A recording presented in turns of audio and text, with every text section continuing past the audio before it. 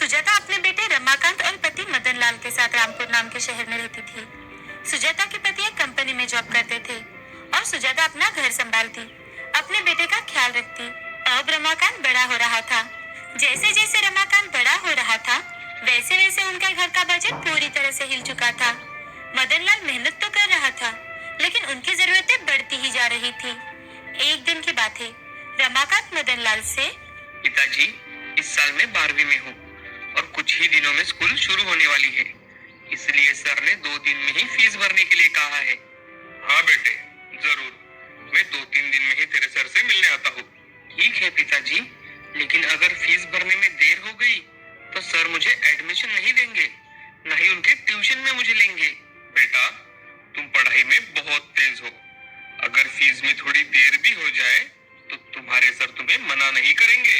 पिताजी, मुझे उसी ट्यूशन में पढ़ना है, प्लीज आप कुछ भी करके मेरी फीस भर दीजिएगा। हाँ बेटा। अब रमाकांत बाहर चला जाता है। सुजाता, अब रमाकांत की फीस भी भरनी है, क्या करूँ कुछ समझ में नहीं आ रहा। महीने की आखिरी तारीख भी चल रही है। ये लीजिए, ये कुछ 5,000 रुपए है। आप अभी इन पैसों को भर दीजिए, फिर बात का बाद में देख लेंगे।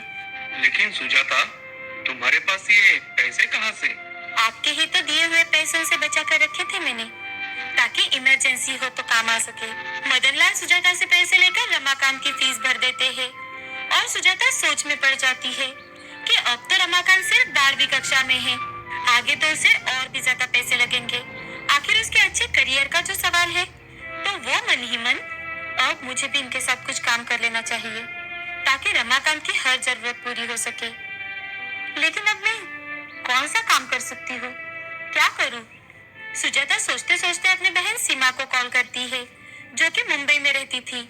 हेलो दीदी, मैं सुजाता बात कर रही हूँ। हाँ सुजाता, अरे मेरे पास तेरा नंबर है, बोल कैसी है मेरी छोटी बहन? क्या बताऊँ दीदी, रमाकांत की पढ़ाई के लिए बहुत सारा खर्चा हो रहा है और तुम तो जानती हो हमारे घर में ये अकेले ही कमाते हैं, उसमें हम 5 लोगों की जिम्मेदारियां भी है इन पर। माँ जी, पापा वो गांव में रहते हैं, लेकिन फिर भी उन्हें भी तो कुछ पैसे भेजने पड़ते हैं ना। अरे तो तू भी कोई काम कर लेना, तू भी तो काम कर सकती है। कैसा काम दीदी? देख सुजाता, अब गर्मी का मौसम है तो अलग अलग प्रकार के आम आ रहे हैं बाजार में, क्यों ना तुम भी मेरी तरह आम बेचो? नहीं दीदी, अगर मैं ऐसा करूंगी तो लोग क्या कहेंगे? अगर लोग क्या कहेंगे ये देखती रहेगी तो जिंदगी में कुछ नहीं कर पाएगी, समझी?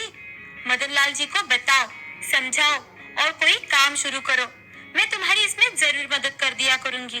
देख, अच्छे से कच्ची कैरियां खरीदना, वो पकने के बाद अगर तुम उन्हें बेचती हो या फिर लोगों तक पहुंचाती हो तो लोग जरूर ही तुमसे खरीदेंगे। सुजाता अपनी बहन की बात अच्छे से सुन लेती है और अच्छे से समझकर उसे करने की ठान लेती है। अब उम्र के साथ साथ मदन लाल भी काम करते करते थक जाता था, तो वो भी सुजाता की मदद करने की सोचता है।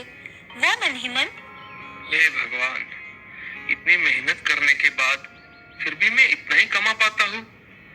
खैर छोड़ो, मैं सुजाता को ही उसके काम में मदद कर दिया करूंगा। अब मदन लाल और सुजाता दोनों मिलकर बाजार से कच्चे आम खरीद कर लाते हैं, उनकी शॉर्टिंग करते हैं, खराब आम बाहर निकालते हैं और अच्छे आम लोगों को बेचने लगे। वो बड़ी मेहनत करते, हमेशा अच्छा ही सोचते। अब उन्होंने उनके घर के बाहर एक छोटा सा बोर्ड भी लगवा दिया। सुजाता के आस पड़ोस के लोग वो बोर्ड देखते हैं और एक दिन सुजाता की पड़ोसन सुजाता का परिहास करने हेतु सुजाता से, सुजाता, तेरे घर के बाहर का बोर्ड देखकर मेरा बड़ा मन कर रहा है कि मैं तुझसे ही आम खरीद लूं। क्या तुम मुझे 1 पाव आम दे सकती हो? मैंने सोचा बाहर से लाने से अच्छा है कि मैं अपने सहेली के पास से ही खरीद लूं। सुजाता को पड़ोसन की बात सुनकर हंसी आने लगती है। इतना ही नहीं, उसे बहुत बुरा भी लगता है, लेकिन फिर भी सुजाता उसे 1 पाव आम दे देती है।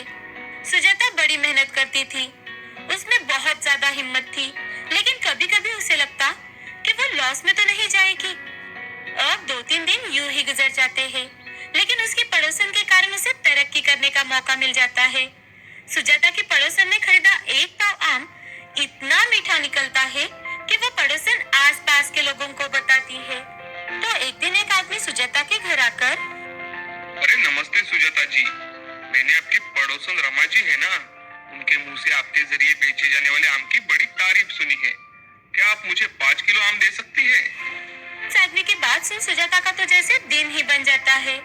अब सुजाता जल्दी से 5 किलो आम उस आदमी को दे देती है।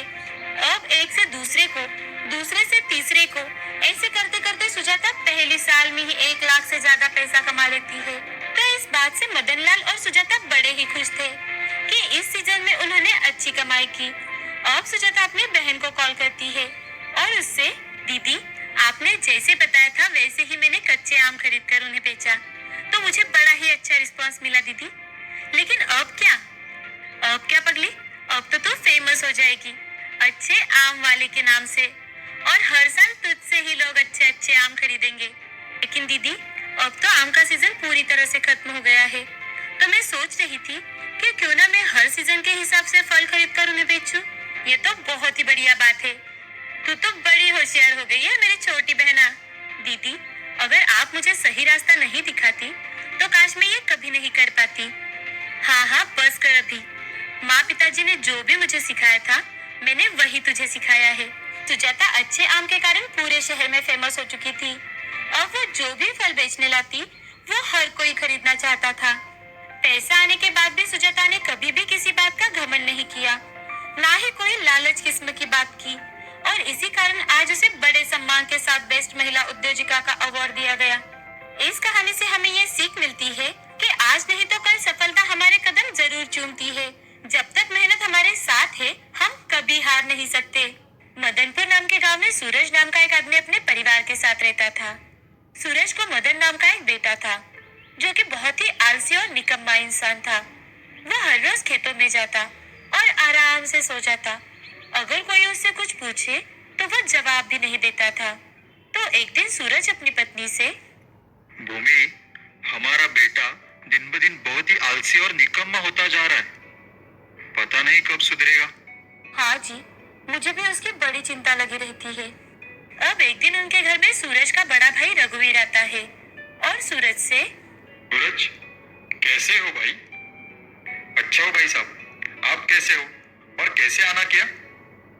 सूरज, तू तो जानता है कि मेरा बेटा शहर में जॉब पर लग चुका है और अब मुझे कोई काम भी नहीं होता। तो मैं सोच रहा था कि क्यों ना अपनी भैंस को बेच दूं।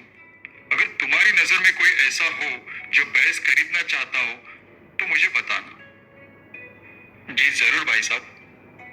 रघुवीर के वहां से जाते ही सूरज मन ही मन, क्यों ना भाई साहब से मैं ही भैंस खरीद लूं ताकि मेरा निकम्मा बेटा कुछ कर सके।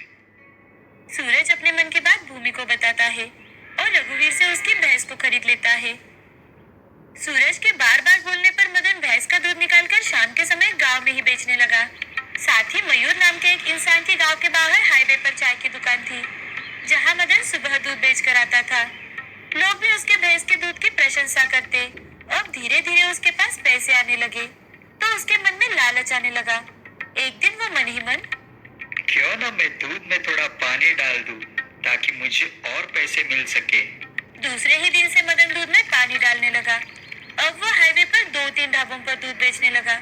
महीना 2 महीना गुजर जाने के बाद मदन अपने दूध में पानी की मात्रा को बढ़ाने लगा।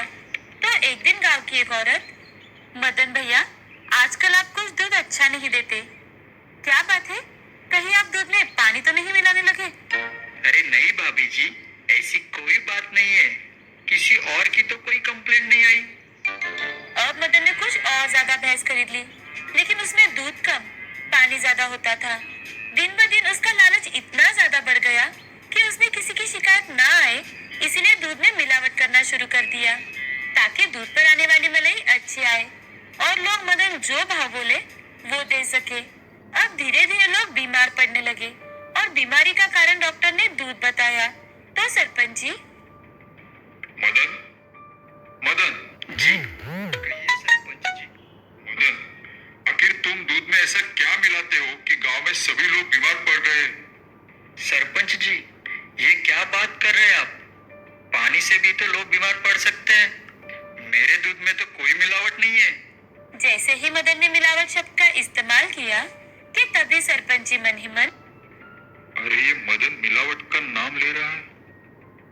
मैंने तो कुछ ऐसा कहा ही नहीं। कहीं ये मिलावट तो नहीं कर रहा अपने दूध में?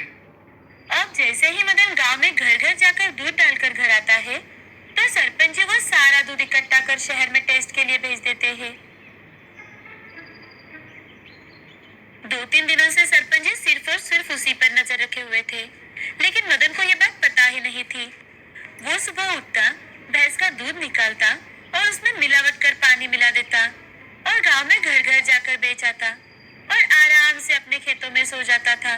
अब जैसे ही शहर से दूध टेस्ट का रिजल्ट आया, तो सरपंच जी कुछ करे उससे पहले ही गांव में पुलिस आ जाती है और मदन के खेत में जो घर था वहां जाकर उससे मदन, मदन, क्या क्या बात है सर?